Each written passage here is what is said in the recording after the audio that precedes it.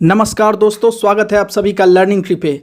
देखिए, ये जो हम आज टॉपिक डिस्कस करने वाले हैं, ये फ्रॉम द वेरी बिगनिंग 2014-15 के बाद से ही ये लगातार बहुत ही हाईली डिस्कस्ड और डिबेटेबल इशू रहा है।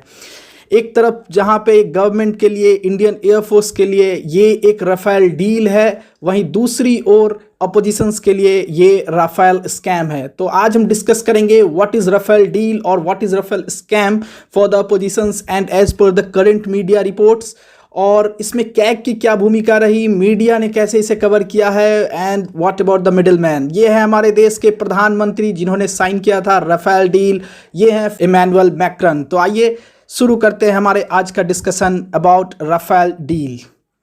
देखिए, ये द हिंदू का आर्टिकल है ऑफ टुडे। आज ये न्यूज़ में आया है राफेल डील को लेकर के कि French anti corruption agency AFA जो है, उन्हें मिला है डसॉल्ट। उन्हें ऐसा पता चला है कि डसॉल्ट ने पे किया था 1 million euro to a middle man. ये एक रिपोर्ट है और इसका जो ये बैकग्राउंड है ये बहुत पहले का है। फ्रॉम 2017-18 ये इन्वेस्टिगेशन शुरू हुआ था and now it has been covered by the media. तो जो डसॉल्ट एविएशन है यही बना रही थी राफेल, और इसी के साथ डील साइन हुआ था कि ये भारत में 36 राफेल जेट्स को डिलीवर करेगी। और इसका टोटल कॉन्ट्रैक्ट जो था वो 7.87 बिलियन यूरो था, जो कि अप्रॉक्स होता है 59,000 करोड़। और ये लगभग 60,000 करोड़ की डील थी for 36 Rafale between India and France, और ये 2016 में साइन की गई थी। और इस रिपोर्ट को, जो ये मिडिल मैन को पे करने वाली बात है, इस रिपोर्ट को एनालाइज किया था by the French anti corruption agency फ्रांकेस एंटी करप्शन। प्रोनाउंसिएशन कुछ और भी हो सकता है, सॉरी फॉर दैट। और उन्होंने इस ऑडिट में ये पाया कि there are certain irregularities in this deal. और क्या वो इरेगुलरिटीज है, हम एक एक करके यहाँ पर डिस्कस करेंगे। देखिए, फर्स्ट ऑफ ऑल, जब भी हम कोई डील साइन करते हैं किसी फॉरेन कंपनी के साथ, फॉरेन वेंडर के साथ, तो उसमें एक ऑफसेट क्लॉज होता है। ऑफसेट क्लॉज का मतलब होता है कि ये गवर्नमेंट के द्वारा निर्धारित है अप्रॉक्स 30% एबव 300 करोड़ से ज़्यादा की जो डील होती है उसके ऊपर, कि 30% ऑफ द टोटल वैल्यू वो जो फॉरेन वेंडर है वो वापस इंडिया में आकर के इन्वेस्ट करेगी इन एनी फॉर्म।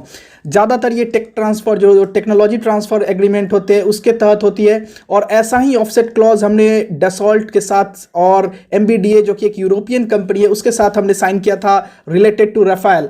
और इस राफेल डील में ये 30% की बजाय 50% था, और ऐसे 4 क्लॉज हमने साइन किए थे। कैग के द्वारा 2020 सितंबर में एक रिपोर्ट पेश की गई थी पार्लियामेंट में, जिसे ये कहा गया था कि जो ये ऑफसेट क्लॉज है इसको ठीक से पालन नहीं किया जा रहा है, और अभी तक कोई भी तरह का टेक्नोलॉजी ट्रांसफ़र नहीं किया गया है to the DRDO by the foreign vendors. और देखिए, ये खुद में एक दिक्कत का विषय बनता है, क्योंकि टेक्नोलॉजी ट्रांसफ़र जो होती है ये एक बहुत ह्यूज चंक ऑफ अमाउंट को लेकर के होती है, और इसे बिड करते हैं ज़्यादातर foreign investors to earn the tender कि हम डिलीवर करेंगे। और एक बार जब वो टेंडर उन्हें मिल जाती है उसके बाद ये ऑफसेट क्लॉज के बारे में भूल जाते हैं। हालांकि इसे कैग ने इस रिपोर्ट को रखा, इसको लेकर के ज़्यादा ह्यू एंड क्राई हुआ नहीं हालांकि असेंबली में, but it is a matter of concern for every Indian who is paying tax और who ever is paying money for the purchase of Rafale deal. तो देखिए, ये हुआ क्या, ये माजरा कैसे एक एक करके आया। डसॉल्ट ने प्रोवाइड किया था टू AFA, जो फ्रांस की जो इन्वेस्टिगेटिंग एजेंसी है, उनको इन्होंने प्रोवाइड किया अ प्रोफोर्मा इनवॉइस, जिसमें जो 30 मार्च 2017 को उन्होंने प्रोवाइड किया था। और उसमें ये लिखा था कि कोई एक इंडियन कंपनी है नेम्ड डेफसिस सॉल्यूशंस, जिसे उन्होंने 50% ऑफ द टोटल ऑर्डर, यानी कि लगभग 10,17,850 यूरो, इतना ह्यूज चंक ऑफ अमाउंट दिया है to make 50 models of the Rafale C. मतलब कि 50 ऐसे मॉडल्स बनाने के लिए लगभग 10,17,850 यूरो पे किए गए थे एक इंडियन कंपनी को, जिसका नाम था डेफसिस सॉल्यूशंस। हम आगे जानेंगे कि ये किन की कंपनी है और किस तरह से ये और भी स्कैम्स में जुड़े हुए हैं। तो वो जो 50 मॉडल बनाने के लिए दिया गया था, इट्स ओके, मॉडल बनाया जाता है। कोई भी जो हम लोग कोई भी एक जेट बनाते हैं, प्लेन बनाते हैं, एयरक्राफ्ट बनाते हैं, तो उससे पहले मॉडल बनाई जाती है, तो उसी के लिए प्रोवाइड किया गया था। और उसका पर यूनिट प्राइस था ऑलमोस्ट 20,000 यूरो। लेकिन व्हाट इज़ द इशू ये था कि डसॉल्ट ये अनेबल रह गया प्रोवाइड करने में कि वो मॉडल वाकई में एग्जिस्ट करती है क्या इवन उनके फोटोग्राफ्स हैं, क्या मॉडल वाकई में बनाई गई थी, इतना तक भी वो प्रमाणित नहीं कर पाए।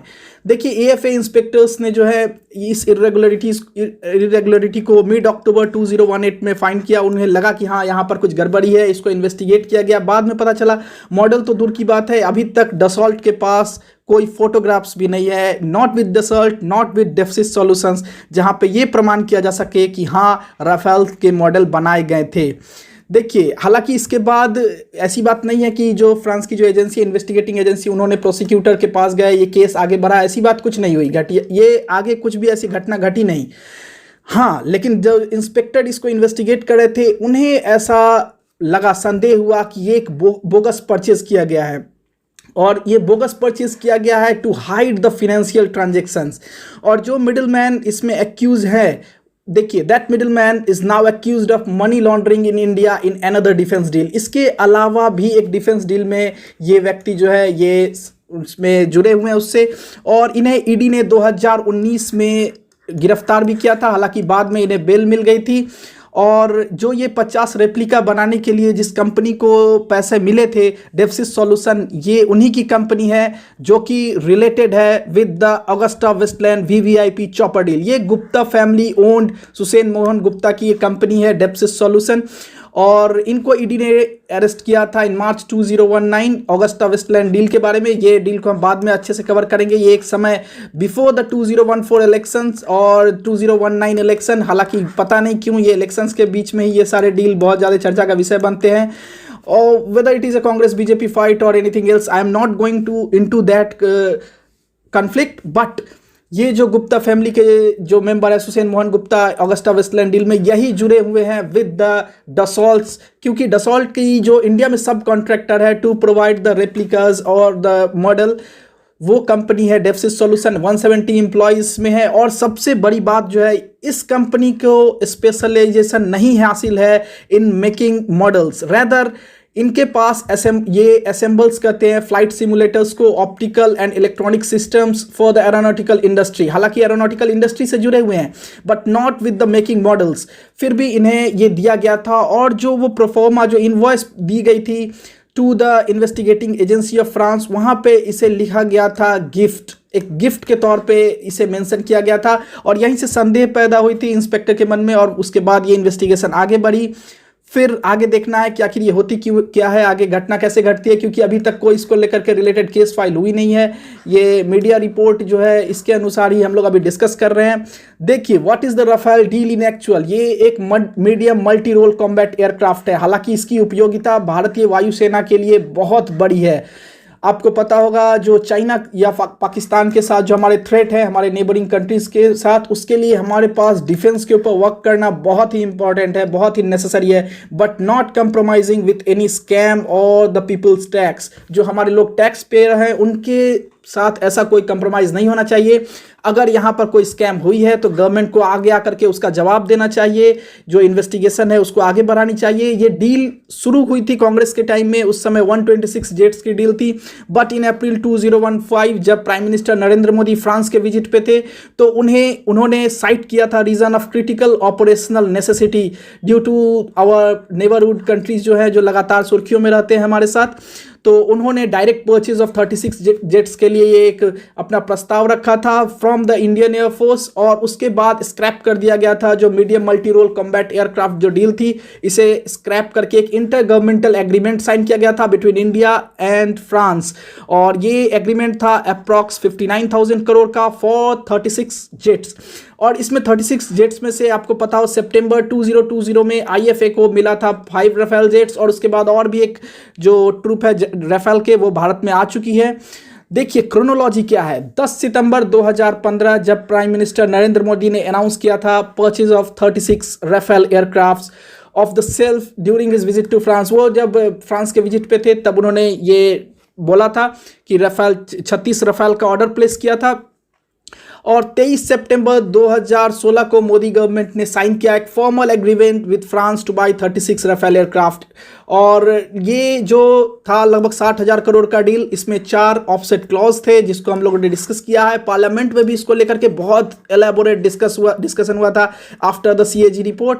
और उसके बाद एक और इससे रिलेटेड जो बात है वो है allegations by Rahul Gandhi the Congress president. और इसके अलावा आज ही मीडिया में जो रणदीप सिंह सुरजेवाला है उन्होंने भी इसको लेकर के एक अपना प्रेस विज्ञप्ति जारी किया कि राफेल में स्कैम हुआ है। और ये फ्रेंच मीडिया, फ्रेंच की जो इन्वेस्टिगेटिंग एजेंसी है उन्होंने भी एक्सेप्ट किया है। देखने की बात है कि इंडियन गवर्नमेंट कैसे इसे प्रोएक्टिवली लेती है, किस तरह से वो आगे बढ़ती है, आगे का कदम उठाती है। और देखिए फ्रेंच एंटी करप्शन एजेंसी ने फिर 2016 में इसका इन्वेस्टिगेशन शुरू किया। 2017 में उन्हें प्रोफोर्मा इनवॉइस मिला और उसके बाद उन्हें जाकर के पता चला कि Dassault, the manufacturer of Rafale, has paid 1.1 million euro to a middleman, Defsys Solutions India. Amount shown as expenditure by Dassault as gifts to client. देखिए इसी से संदेह शुरू हुआ था and this was the reason why the investigation further continued। और आगे जाकर के एक एक चीज़ का खुलासा हुआ। 30 मार्च 2017 को Dassault ने जो एजेंसी है उसे कहा कि जो पेमेंट की गई थी, जिसे गिफ्ट का नाम दिया गया है, that was for the manufacture of 50 models of Rafale. उसके बाद एजेंसी ने उनसे पूछा 3 प्रश्न। पहला प्रश्न था why it asked an Indian company to make models of its own aircrafts and that also at 20,000 euro per piece. Second question, why was this expenditure then entered as gifts to clients? Third question, were these models ever made? If yes, where and when they were displayed? ये 3 ऐसे question थे जिसका कोई reply नहीं था, neither with the Dassault nor with the Defsys Solution। तो देखिए यहाँ पर स्कैम हुआ है या नहीं हुआ है ये भविष्य की बात है, ये आगे इन्वेस्टिगेशन के थ्रू पता चलेगा या मीडिया कवरेज में धीरे धीरे आएगा। जब आएगा तो हम इसे फिर से डिस्कस करेंगे। बट अगर गवर्नमेंट सही है, अगर Dassault अपने बात पर सही है कि हाँ उन्होंने पे किया है and for the valuable reasons, कुछ एक रीजनेबल रीजंस वहाँ पर है जिसके कारण पे किया गया है और वो रीजन सही हैं, then it should provide the models of the 50 Rafales. Otherwise अगर यहाँ पर कुछ भी तरह की गलती हुई है, any corruption, any scam is there, then it must be investigated and the corrupt persons must be punished as per the government. देखिए हमारा जो डिफेंस प्रोक्योरमेंट जो मॉडल है उसमें खुद ये लिखा हुआ है कि अगर कहीं पर भी इस तरह के स्कैम अगर आए हैं, अगर होती है किसी भी, ये डिफेंस प्रोक्योरमेंट का एक रूल ही है कि अगर किसी तरह के स्कैम होते हैं then we must blacklist the Rafale. और यही क्वेश्चन किया है रणदीप सिंह सुरजेवाला ने कि क्या भारत सरकार अब राफेल को ब्लैकलिस्ट करने वाली है, Dassault को ब्लैकलिस्ट करने वाली है। सो ये एक बहुत बड़ा चैलेंज है for the government, for the French investigating agency. आगे जैसे जैसे होगा, जैसे जैसे घटना आगे बढ़ेगी, कुछ नया अगर मोड़ आता है तो हम फिर आपके पास इस टॉपिक को लेकर के आएंगे and we will discuss it elaborately, impartially, without any bias. आज के लिए इतना ही। Thank you, have a nice day.